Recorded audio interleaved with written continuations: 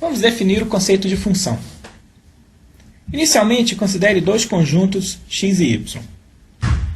Definimos uma função do conjunto x no conjunto y, denotado por esse símbolo f de x em y, como sendo uma regra, uma lei, que associa a cada elemento x do conjunto x grande um único elemento y do conjunto y grande.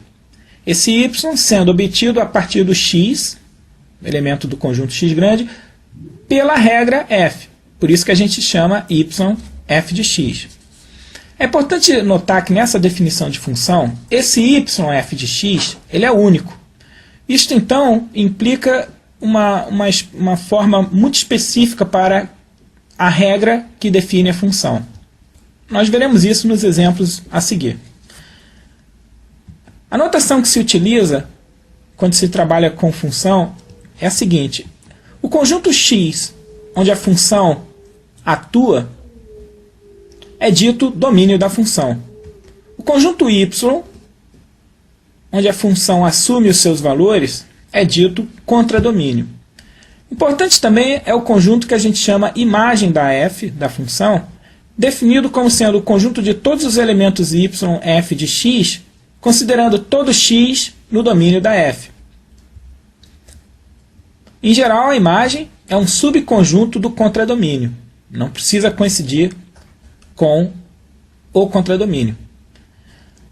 Em geral, a gente também chama o domínio da função por dom f, como está especificado ali, né? Então, se a gente não escreveu conjunto x explicitamente, a gente pode referir a x como sendo esse dom f que está aqui. Bom, continuando.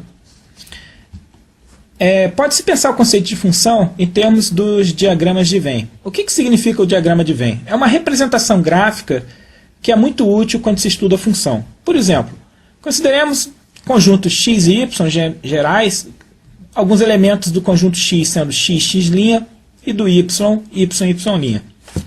Bom, considerei agora uma função f de x, y, cuja lei f associa ao elemento x o elemento y, ao elemento x' o elemento y'. Tudo no contexto bem genérico. O diagrama de Venn, ele tenta capturar a regra f para alguns elementos, neste caso. Ou seja, a gente indica a função f atuando nesses elementos x e x' através dessa representação dada por esse desenho. Então, o diagrama de Venn consiste exatamente isso, em representar os conjuntos x e y, alguns dos seus elementos, e, por flechas, a regra que define a função. Então, note que sai uma flecha do elemento x e essa flecha conecta o elemento y. Isso quer dizer que f de x é y. O mesmo acontece com a flecha que sai de x' e vai para y', indicando que a f atua em x', dando o elemento y'. Então, essa é a ideia do diagrama de Venn. Bom, consideremos agora o seguinte caso. Uma função f dada por esse diagrama de Venn. Realmente, este caso representa uma função particular. Por quê? Porque x e x', neste caso, tem o mesmo y, ou seja, a mesma imagem. Nada impede que isso aconteça. Ou seja, temos aqui representado uma função. Já este caso não é uma função. Por quê? Porque nós vemos que o elemento x tem associado pela f duas imagens, y e y'. Então a gente vê que tem duas flechas saindo do mesmo x. Isso não pode acontecer porque, na definição de função, para cada x no domínio da função, só pode existir um elemento y, f de x, que a regra associa a esse elemento x. Não é o caso desse exemplo. Logo, este segundo diagrama de Venn não representaria uma função. Observação que a gente tem que ter em mente aqui é que a maior parte dos exemplos que a gente vai tratar, a gente vai pensar x, o domínio, e y, o contradomínio, como subconjunto dos reais. Então, essa classe de funções, em geral, a regra que define a função, o f de x, é especificado a partir de uma equação. Então, a gente tem toda uma classe de funções de R em R, cuja lei vai ser dada por uma equação. Por exemplo, considere a função de R em R, ou seja, o domínio é R, o contradomínio é R, cuja lei é especificada por essa regra que está aí. Ou seja, a cada x, a f associa x2 menos 1. Note que, qualquer que seja o x real, no domínio da f nesse caso, existe um único y, f de x, igual a x2 menos 1. Logo, f é função. Por exemplo, se x é menos 1.2, nós obtemos o f de menos 1.2 igual a 0.44. Ou seja, a f não associa ao valor x igual a menos 1.2 uma quantidade que seja diferente de 0.44. Ou seja, há uma única resposta que a f associa ao valor x igual a menos 1.2. Então, a gente tem aqui uma função. Por exemplo, considere mais alguns valores, x igual a 0. Nesse caso, a função associa a 0 o valor menos 1. Por exemplo, x igual a 1, a f de 1, nesse exemplo, vai dar 0. E assim por diante. Ou seja, obtemos que essa função, cuja lei é dada por essa expressão aqui, quer dizer, esse é um exemplo de função, ou seja, a lei f de x igual a x2 menos 1 realmente representa uma função. Consideremos agora o exemplo f definido no intervalo 0 a infinito em R, onde a f de x é dada por essa equação, f de x ao quadrado menos x igual a 0. A gente aqui quer investigar se essa regra, definida por essa condição aqui, representa uma função.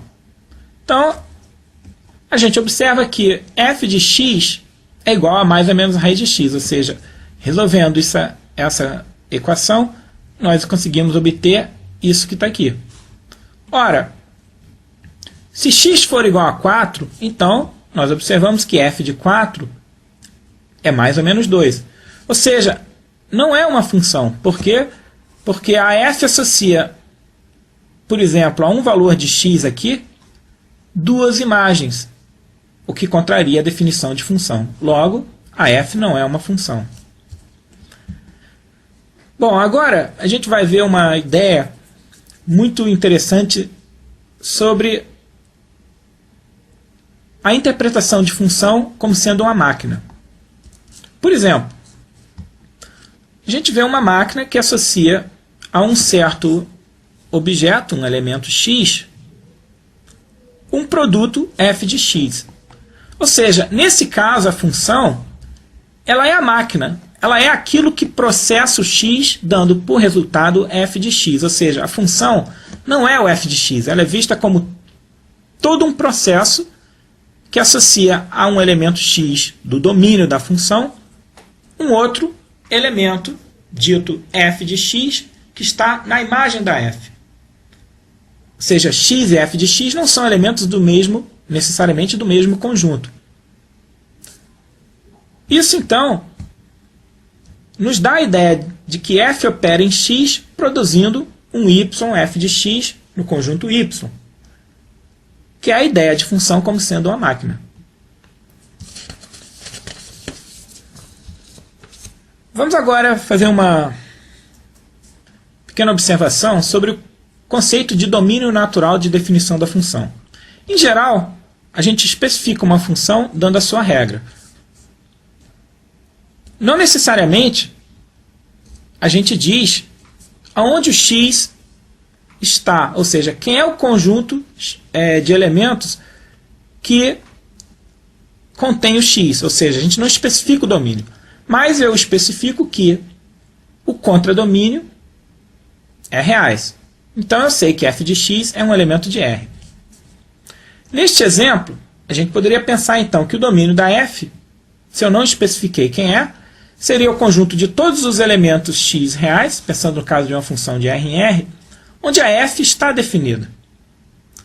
Então, se eu dou uma lei e não especifico o domínio, a convenção que nós vamos adotar é que o domínio da f será o conjunto de todos os elementos de x real que permite que a gente calcule a f em x, ou seja, que torna a regra, a lei f de x, bem definida.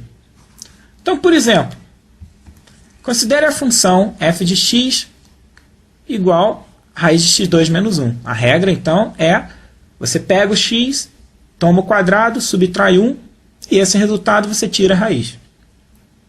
Para que f de x esteja definido para um certo valor x, é necessário que nós tenhamos x2 menos 1 maior ou igual que 0. Isso é equivalente a x maior ou igual que 1, ou x menor ou igual que menos 1. Logo, o domínio da f, nesse caso, é esse intervalo fechado menos infinito, aberto em menos infinito, fechado menos 1, união fechado em 1 mais infinito. Ou seja, é o conjunto de todos os elementos reais que permitem que seja calculado a f de x. Então, estamos aqui estabelecendo o domínio da f usando a convenção que está dada aqui.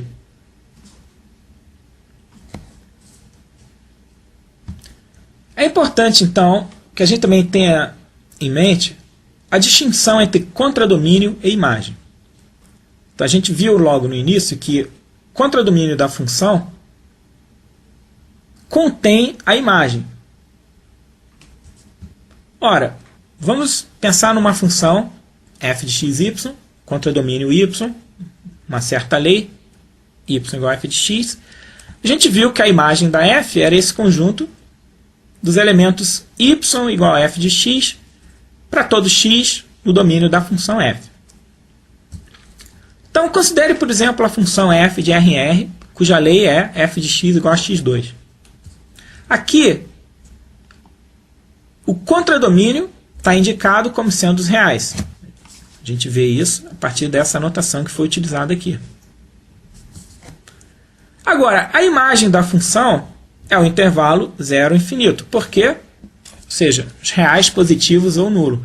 Porque qualquer que seja o x real, f de x igual a x2 é positivo ou zero. Logo, a imagem é esse intervalo. E aqui a gente observa o seguinte, que a imagem da f, ou seja, o intervalo fechado em 0 mais infinito, ele não é a todos reais. Ele está contido em R, mas não é igual ao contradomínio. Nesse caso, conjuntos reais. Ou seja, esse aqui é um exemplo onde a imagem da função está contido no contradomínio. Não é igual ao contradomínio, mas sim um subconjunto dele. Subconjunto próprio. Consideremos agora a função cuja lei é dada por essa expressão, raiz de x2 menos 1. Aqui eu não especifiquei o contradomínio. Ora, se eu assumir que o contradomínio é o conjunto dos reais, então eu sou obrigado a fixar o domínio como sendo esse conjunto. Basicamente, esse exemplo é o que a gente fez aqui em cima, essa análise aqui. Agora, a situação muda se eu considerasse o contradomínio como sendo o conjunto dos complexos. Porque aí, nesse caso, o domínio dessa função seria os reais. Afinal, se o y é complexo, eu admito que esse f de x ele pode ser um número complexo.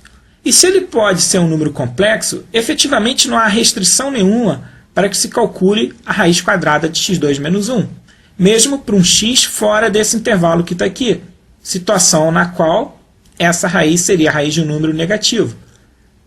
Só que as raízes de número negativo são admitidas na situação onde o y é o conjunto dos complexos. Então, se eu assumir que o contradomínio é o conjunto dos complexos, para esse exemplo, o domínio da função passa a ser os reais. Então é importante que a gente tenha em mente a noção de contradomínio. Ela não é uma coisa supérflua. Dependendo do contradomínio, nesse exemplo, por exemplo, o domínio dá diferente. Pode ser os reais ou uma parte de R. Então a gente vê essa distinção claramente aqui e aqui.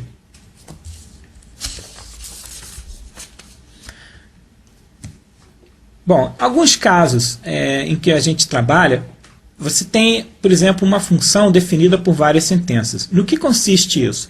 A gente viu que, em geral, funções f de R em R vão ser dadas por uma equação. Só que pode acontecer, por exemplo, em que se tenha uma função f de x definida por várias sentenças, ou seja, várias equações, onde cada equação ela tem uma certa validade a partir de uma faixa de valores de x, como é visto aqui. Então, por exemplo, se x é maior ou igual que 2, o f de x, nesse exemplo, é especificado por essa regra, x mais 1. Já se x estiver entre menos 1 e 2, a regra que define a f é x2. E se x é menor ou igual que menos 1, a regra é x menos 3. Pode-se mostrar que a gente tem aqui uma função f de x e não é definida, nesse caso, como a gente vê, por uma única sentença. Um outro exemplo é considerar essa função g de x. G de x é igual a x para x racional e x2 se x é irracional. Também, você precisa de, nesse exemplo, a gente está definindo a função g a partir de duas sentenças, x e x2. Bom, agora vamos discutir o conceito de gráfico de uma função. Então, considere uma função definida num subconjunto A dos reais e tendo por contradomínio R. Por definição, o gráfico da função f, denotado por graf f, é o conjunto de todos os pares ordenados xy em R2, onde x, ou seja, o primeiro elemento do par, é um elemento do conjunto A. E o y, o segundo elemento do par, é o valor que a f associa a x. Então, o gráfico de uma função é esse conjunto, nesse caso, sendo uma função de R em R, é um subconjunto de R2. Então, vamos ver agora algumas funções elementares e seus respectivos gráficos. Então, vamos iniciar com a função mais simples aqui, a função f de x igual a x. O gráfico dessa função é uma reta que passa pela origem. É um caso bem conhecido. Próximo exemplo, lembrando, né, a gente sai de uma função linear para uma quadrática, f de x igual a x2. O gráfico disso, também bem conhecido, uma parábola com concavidade para cima. Já f de x igual a x3, o gráfico tem esse aspecto. A gente considera agora f de x igual a x4, o gráfico tem essa forma. É importante a gente notar aqui que x4 e x2 ambos têm concavidade para cima. Só que eles não têm o mesmo gráfico, embora, sobre vários aspectos, eles tenham propriedades semelhantes. Note aqui que x4 e x2, o desenho tenta capturar essa ideia. Na verdade, entre menos 1 e 1, x4 é menor do que x2. Ou seja, o gráfico de x2, se a gente desenhasse ele aqui, ele estaria acima do gráfico de x4 no intervalo menos 1 e 1. Para x fora desse intervalo menos 1 e 1, x4 domina, sendo maior a imagem de x4 por um certo x do que a imagem de x2, da função f de x igual a x2.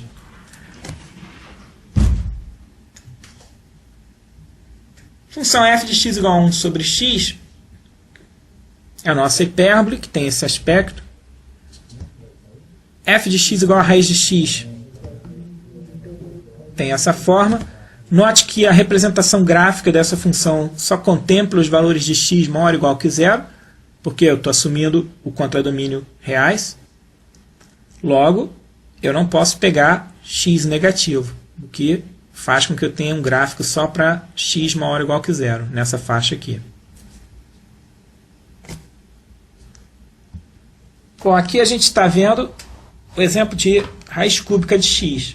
Essa função, o gráfico dela tem esse aspecto aqui.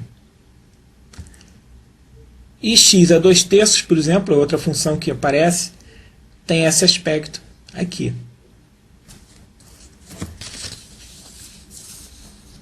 Bom, vamos ver agora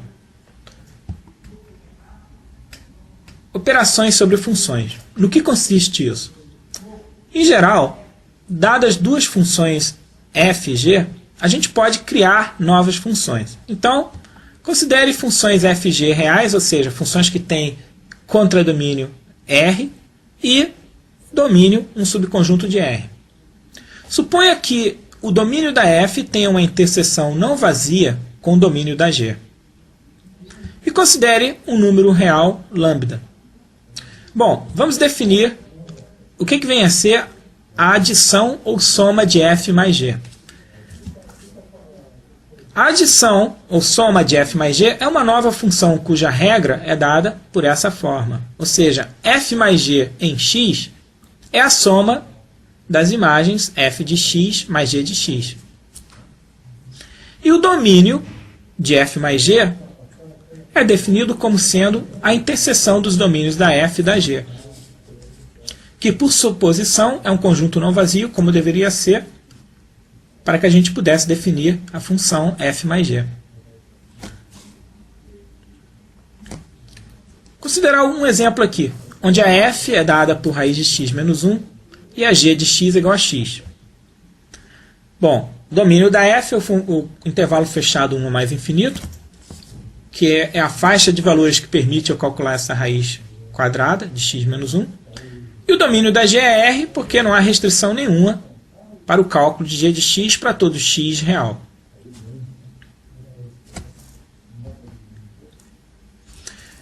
Então, por definição, f mais g de x é f de x mais g de x, que, nesse caso, devido à definição da f e da g, a gente obtém essa forma raiz de x menos 1 mais x. Aqui, então, o domínio da f mais g é a interseção dos domínios, ou seja, a gente vai fazer a interseção de 1 mais infinito com os reais, que acaba dando intervalo fechado 1 infinito. Logo, domínio de f mais g é a interseção dos domínios da f e g, nesse caso, resulta no intervalo fechado em 1 infinito. Bom, a subtração ou diferença de f menos g é definido na forma intuitiva f menos g calculado em x é f de x menos g de x, que seria de se esperar a partir do que a gente já tinha definido como sendo adição. Domínio também é a interseção dos domínios. E, considerando o mesmo exemplo anterior, onde a f e a g são dadas aqui, a gente obtém que f menos g, a lei que define essa função, tem esse aspecto aqui. Domínio de f menos g, também fechado em 1 mais infinito. Bom, o que seria a multiplicação de duas funções? É uma função cuja lei é dada por essa expressão, ou seja, f vezes g, calculada em x, é igual a f de x vezes g de x. Domínio é definido como sendo a interseção dos domínios. Considere esse exemplo, a f e a g, dadas por essas formas. Domínio da f, menos 1 e 1 fechado, domínio da g, reais. Aqui, então, a gente tem f vezes g, a lei tem essa forma. E o domínio, a interseção dos domínios, nesse caso, sendo menos 1 fechado e 1, determina que o domínio da multiplicação de f por g seja menos 1 e 1. Por definição, ele é a interseção dos domínios que deu esse intervalo. Logo, domínio de f vezes g, menos 1 fechado e 1. Bom, a gente agora define a divisão das funções f e g. A regra que define essa função f sobre g é dada pela divisão das imagens f de x e g de x. Obviamente que para que isso possa ser feito, o domínio da f sobre g, divisão de f por g, ela é o domínio da f interseção domínio da g, só que você tira os eventuais pontos onde a g é zero, ou seja, os zeros da função g. Do contrário, você não poderia definir a divisão por g de x para um valor x onde a g se anula. Então, o domínio da divisão de f por g, ela é a interseção dos domínios tirando os zeros da g, caso eles estejam presentes nessa interseção. Então, o exemplo aqui a gente pode pegar, mesmo exemplo anterior, f raiz de 1 menos x2, g igual a x. Então, f sobre g vai dar essa expressão que está aqui. O domínio aqui, né, da f sobre g é o domínio dado pela interseção, nesse caso, menos 1 e 1.